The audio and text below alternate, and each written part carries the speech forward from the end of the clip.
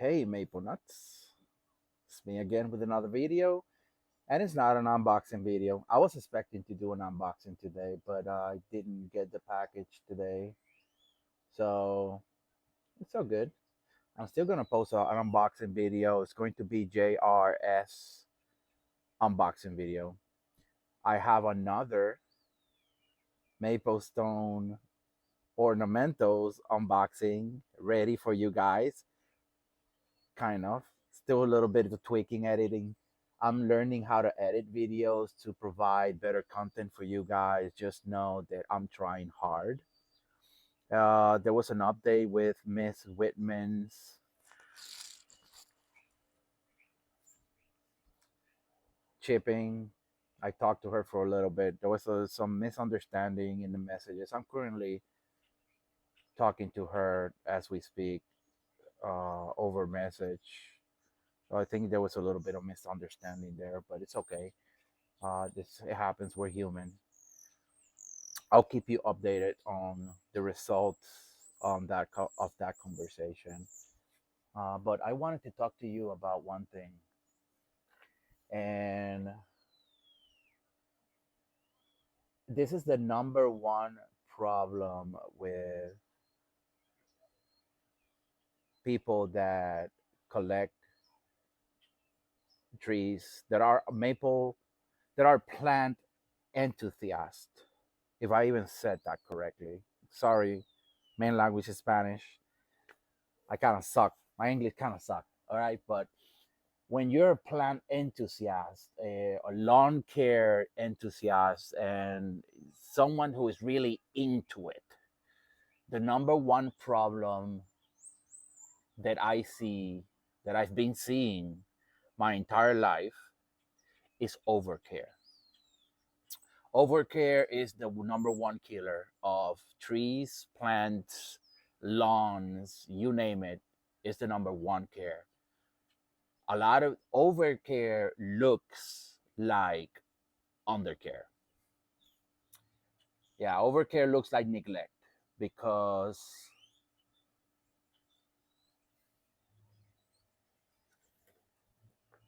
when you water a plant too much, it dries.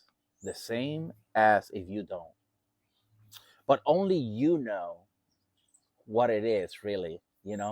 Because if you're dry, your plant is drying and you have been watering, then you probably should guess that you're just over watering your plant. Over fertilization, it would be another big one. People just dump this stuff.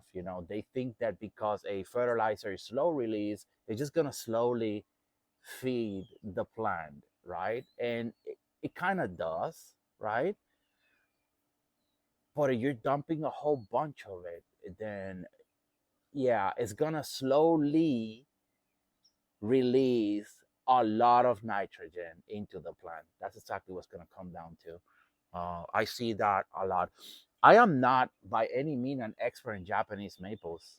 I started last year.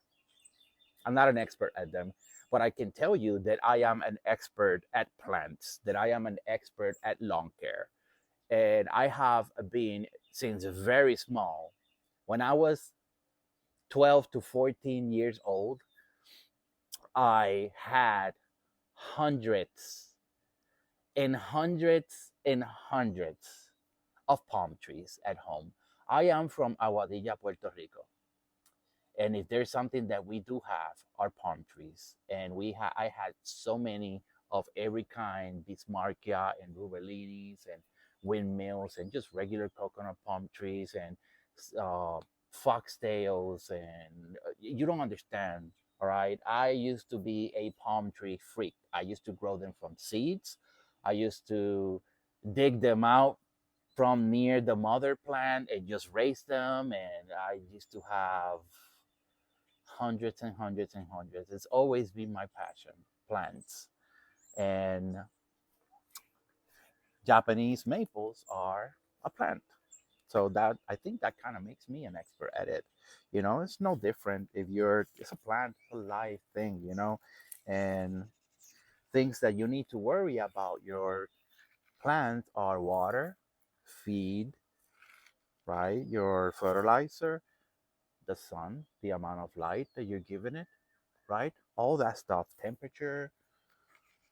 You have to provide the right uh how do you say it? The right ambient for it, right?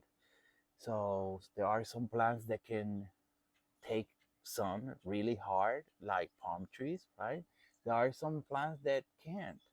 There are some Japanese maple that can take full sun. There are some that cannot.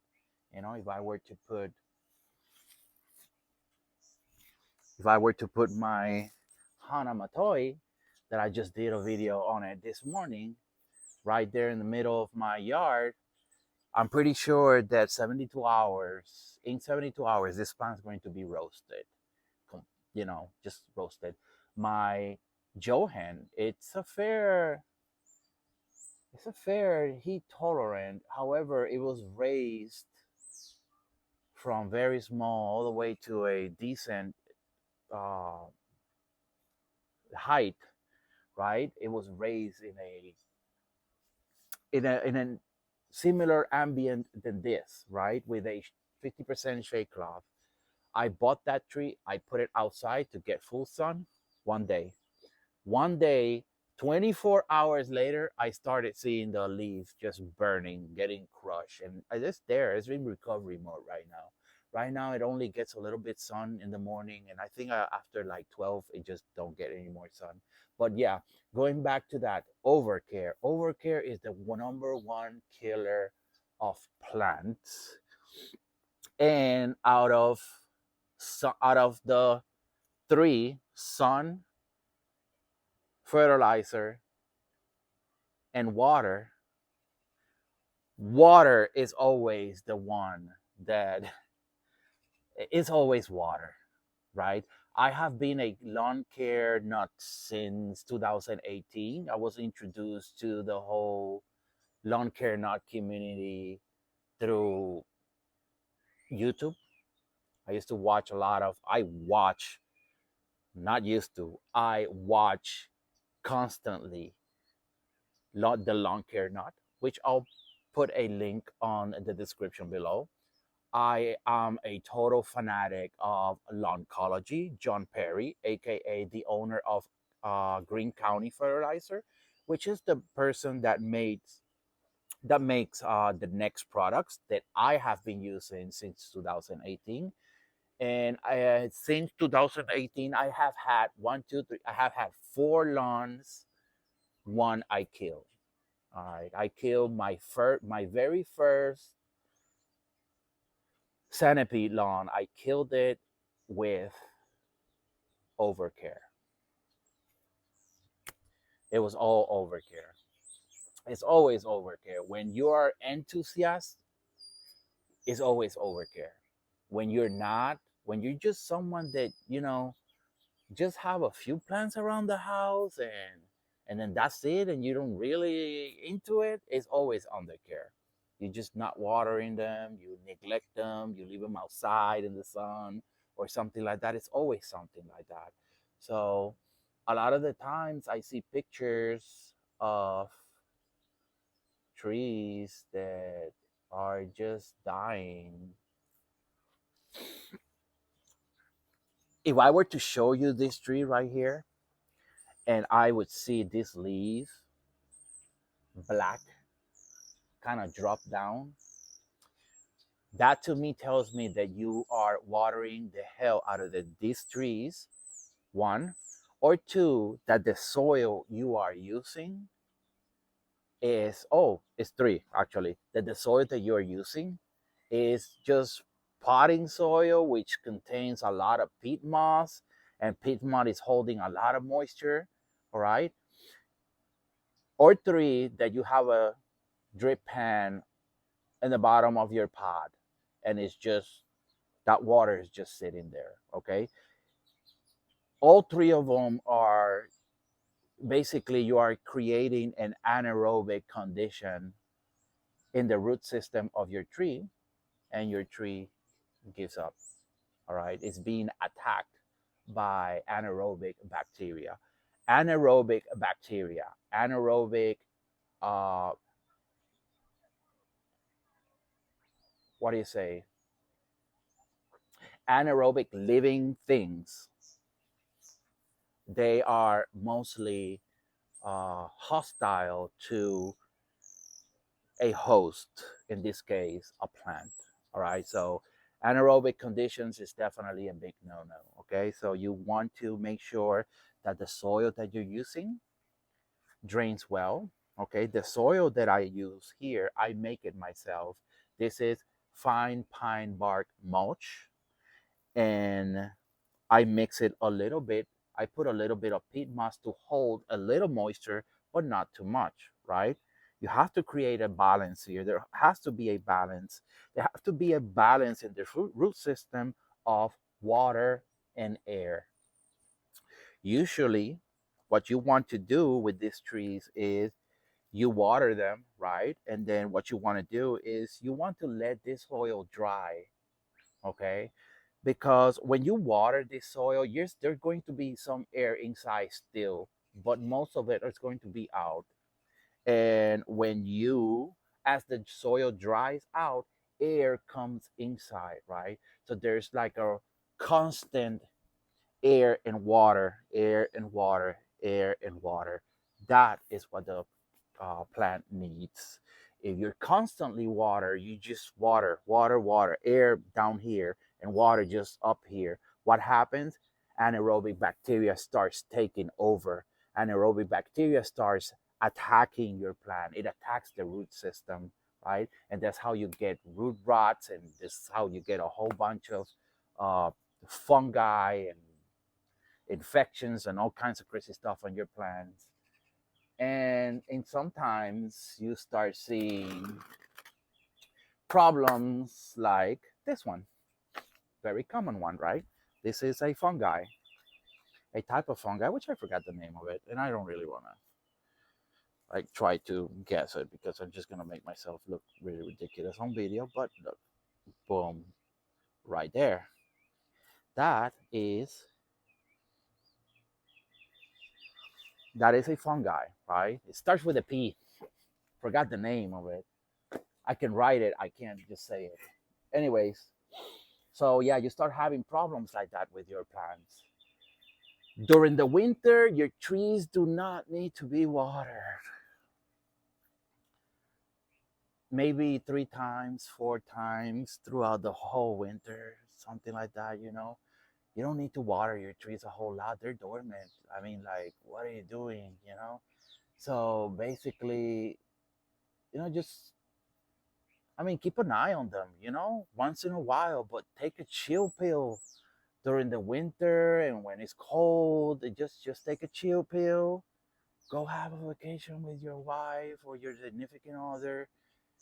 Just relax. Just relax. Stop being on your plants all the time. It's bad. It's bad. I have and I can and I know this because when I used to do a lot of overcare to my lawn, I could just see stuff just coming out of nowhere, disease and all kinds of problems, you know? And as soon as I started, just letting it go a little bit, they're plants. They're gonna make it. They're good. They're pretty resilient. They can hold. They can take it. I mean, I know they're in a pot, and there's some extra care that you guys have to give them, right? Because they can't find water further down from here, right? And versus a tree like a regular tree, they you don't even have to water them really at all because they can just dig deep and find water. But yeah, chill, guys. It's a tree. It'll do fine. Okay. You don't have to water them every day. You're watering your trees every day. You're doing something wrong. You're definitely doing something wrong. Now I come and I see my trees. I come and look at them and I appreciate their colors and I get to enjoy them, right? But I'm not here with a water hose every day. Can't do that. I do that, I'm gonna kill my trees. And then, you know, I don't even want to say this, but it was wrong. It's wrong what I was gonna say. Anyways, so yeah, yeah, chill. Basically, just relax, man. Go inside, watch a movie, take your wife to dinner, and go to movies, and just have fun, man. You don't need to be here all day every day, and that's a lot. I see this a lot in this community, like just people just constantly so obsessed with just being on their trees, like all day every day, and it causes problems, and it also, uh yeah, you don't want to be in your trees all day every day. Just stop it, relax. They'll be fine. And as far as feeding your trees, twice a year, heck, once a year in the spring, you'll be okay. They don't need a whole lot. You really do not want to be pushing a lot of growth on these trees. You do not want this tree to have brand new growth during winter. So you can't have this tree putting new growth at the beginning or end of fall, because that new growth that it just put at the beginning of fall or end of fall is going to die for sure in the winter, unless you're in like Florida. What else? Overcare, huh? Overcare is that one. I always see this in the lawn community. I see this a whole lot. I see it everywhere, and people just sometimes they just don't get it, man. Just chill with your trees. You'll be fine. So yeah, that's kind of what I wanted to say. So I kind of want to do a video of like care, like go really deep into caring for your Japanese maples, for your conifers. I mean, going deep from everything from the soil to the type of pots to how to water to talk about everything, talk about dormancy and everything. I kind of want to do that. I want to put a nice video where I'm gonna make it by section and then put it all together in one video and just drop it to you guys. And yeah, I kind of want to do that. And I'm probably not going to be able to do that anytime soon, but I think I'm able to drop this video this year. So I already told you about my unboxings and what I got going on. I'm going to try to unbox every tree that I receive at home. So you're going to see a lot of maple stone ornamentals unboxings. You're going to see a lot of Mr. Maple unboxings here. You are going to see a lot of JRS unboxings here.